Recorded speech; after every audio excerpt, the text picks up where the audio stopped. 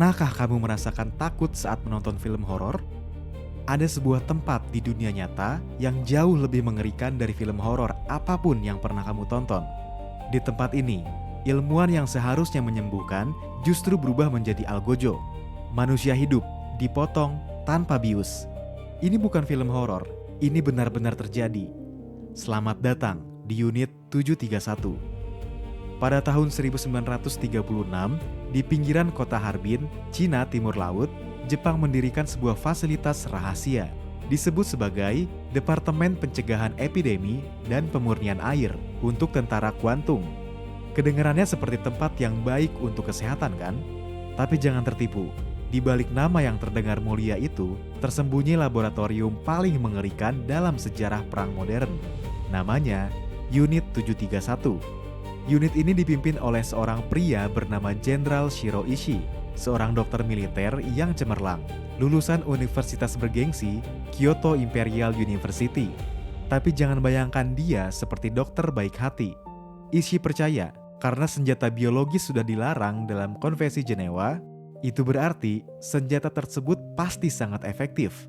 Logikanya, kalau dilarang karena berbahaya, berarti inilah senjata terbaik. Untuk mewujudkan ambisinya, Jepang mengusir 8 desa di sekitar Harbin untuk memberi tempat pada fasilitas yang luasnya minta ampun. Di kompleks ini, ada sekitar 150 bangunan, laboratorium tercanggih, ruang tahanan, hingga krematorium. Karena korban yang meninggal harus segera dimusnahkan agar tidak ada jejak. Di unit 731, manusia tidak lagi disebut sebagai manusia. Mereka dipanggil Maruta. Arti dari kata itu adalah balok kayu. Ya, mereka direduksi menjadi sekedar benda mati dan juga objek eksperimen. Sama seperti kita memperlakukan tikus di laboratorium. Dan cara mereka meneliti sungguh membuat bulu kuduk merinding. Ini adalah yang paling sadis. Vivisection adalah pembedahan terhadap makhluk hidup tanpa obat bius. Para ilmuwan unit 731 akan menginfeksi tahanan dengan penyakit mematikan seperti pes, antraks, kolera, atau tifus.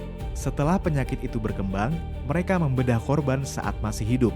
Mereka memotong organ demi organ, mengamati berbagai penyakit bekerja, mengukur efeknya secara langsung, sambil korban menjerit kesakitan. Semua dilakukan tanpa obat bius, dan semua direkam dengan detail. Tujuannya bukan untuk menyembuhkan, tapi untuk menciptakan senjata pembunuh massal yang paling sempurna.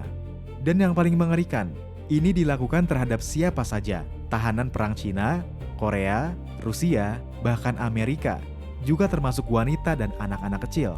Tapi tidak berhenti sampai di situ. Unit 731 adalah pusat pengembangan senjata biologis rahasia. Mereka menciptakan bom berisi kutu yang sudah terinfeksi wabah pes. Cara kerjanya, kutu yang haus darah akan mencari inang.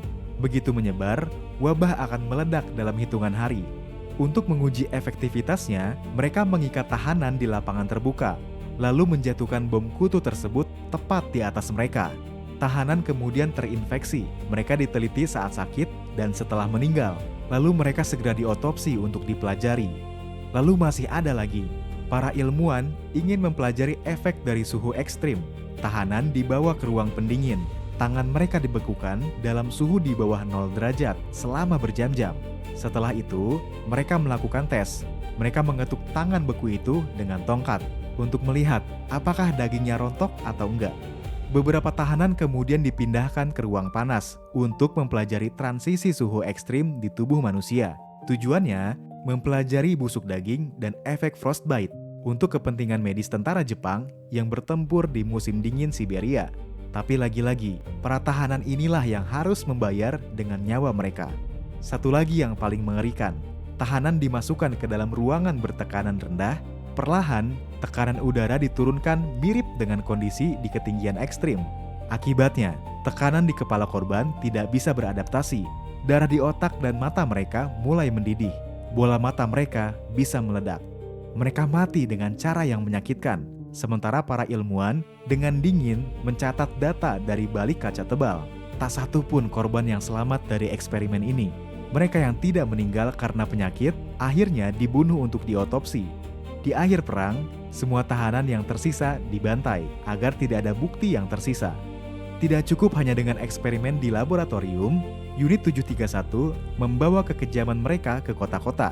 Pesawat-pesawat Jepang terbang rendah di atas kota-kota Cina, menjatuhkan bom yang penuh dengan kutu pes, kolera, dan antraks. Dalam hitungan minggu, wabah penyakit meledak di pemukiman padat penduduk. Korban berjatuhan tanpa diketahui penyebabnya. Diperkirakan antara 200.000 hingga 500.000 orang Cina tewas akibat senjata biologis yang dikembangkan oleh Unit 731. Ini bukan perang biasa. Ini adalah pembantaian massal dengan cara licik, penggunaan penyakit sebagai senjata. Mereka tidak hanya membunuh tentara, tapi juga wanita, orang tua, dan anak-anak yang tidak berdaya. Lalu, mari kita hitung dampak kengerian ini. Di dalam fasilitas Unit 731 sendiri, diperkirakan sekitar 10.000 hingga 12.000 pria, wanita, dan anak-anak langsung menjadi kelinci percobaan dan tewas. Tidak ada satupun korban eksperimen yang tercatat selamat. Itu baru yang di laboratorium. Sementara itu, korban dari penyebaran senjata biologis di lapangan ratusan ribu jiwa. Bayangkan sebuah desa yang tiba-tiba dilanda wabah misterius. Nggak ada obat, nggak ada dokter yang cukup. Keluarga demi keluarga tumbang, tanpa tahu bahwa penyakit itu sengaja disebarkan oleh pesawat yang lewat diam-diam. Perhatikan, ini adalah genosida dengan kedok penelitian ilmiah. Lalu Perang Dunia II berakhir. Jepang menyerah pada tahun 1945. Seluruh dunia bergembira, tapi kebenaran tentang Unit 731 masih tersembunyi di balik bayang-bayang. Dunia kemudian mengadakan pengadilan Tokyo untuk mengadili para penjahat perang Jepang. Tapi ada satu nama yang anehnya tidak pernah disebut di persidangan. Tidak ada satupun dari Unit 731 yang diadili. Kenapa? Ya, ini bagian yang paling kontroversial. Ternyata, Amerika Serikat diam-diam memberikan kekebalan hukum kepada Jenderal Shiro Ishii dan seluruh ilmuwan Unit 731. Sebagai gantinya, mereka menyerahkan semua data hasil eksperimen mengerikan itu kepada Amerika Serikat. Segala data tentang senjata biologis, wabah pes, antraks, dan vivisection menjadi milik Amerika. Lantas mengapa Amerika melakukan itu? Karena saat itu, Amerika sedang bersaing dengan Uni Soviet dalam Perang Dingin. Mereka menginginkan data rahasia ini untuk program senjata biologis mereka sendiri yang dipusatkan di Fort Detrick, Maryland, laboratorium terkenal yang kemudian menjadi pusat penelitian senjata biologis Amerika dalam Perang Dingin. Kesimpulannya, keadilan dikorbankan demi kepentingan politik dan militer. Para penjahat ini kemudian hidup dengan tenang di Jepang. Jenderal Shiro Ishii meninggal pada tahun 1959 di pinggiran Tokyo tanpa pernah dihukum. Bahkan banyak dari bawahannya yang kemudian menjadi pejabat tinggi. Ada yang menjadi ketua Asosiasi Medis Jepang, direktur Universitas Kedokteran ternama, hingga gubernur Tokyo. Mereka yang dulu memotong manusia hidup-hidup, kemudian menjadi tokoh masyarakat yang dihormati. Namun, sejarah tidak bisa sepenuhnya dikubur. Pada tahun 2023, para arkeolog Cina menemukan bunker bawah tanah rahasia Unit 731 di dekat kota Anda, Provinsi Heilongjiang. Bunker berbentuk huruf U ini memiliki panjang 33 meter. Di dalamnya terdapat laboratorium, ruang pembedahan, sel tahanan, hingga ruang observasi. Ini adalah bukti fisik yang mengonfirmasi kesaksian para korban dan mantan anggota unit. Situs bekas Unit 731 di Harbin kini telah menjadi museum yang terbuka untuk umum. Pengunjung dapat melihat sendiri ruang tahanan, peralatan medis yang digunakan, hingga dokumentasi eksperimen. Museum ini menjadi museum bisu yang mengingatkan dunia bahwa ilmu pengetahuan tanpa moral bisa berubah menjadi mesin pembunuh paling mengerikan. Kisah Unit 731 adalah pengingat paling gelap tentang batas moral manusia. Para ilmuwan yang seharusnya menggunakan pengetahuannya untuk menyelamatkan nyawa, justru menggunakannya untuk menyiksa dan membunuh ribuan orang. Mereka menyebut korban sebagai balok kayu agar hati nurani mereka tidak terganggu. Mereka mencatat data dengan teliti, sementara tahanan yang masih hidup menjerit kesakitan di meja operasi. Sampai hari ini, belum ada permintaan maaf resmi dari pemerintah Jepang kepada para korban Unit 731. Tapi kita, sebagai manusia, harus terus mengingat, karena hanya dengan mengingat, kita bisa memastikan bahwa kengerian seperti ini tidak akan pernah terulang. Jangan biarkan orang-orang yang tidak bersalah diperlakukan sebagai balok kayu lagi.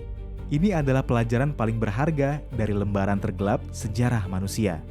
Dan sampai jumpa di video selanjutnya. Jangan lupa like, share, komen, dan subscribe untuk konten sejarah lainnya. See you and bye-bye.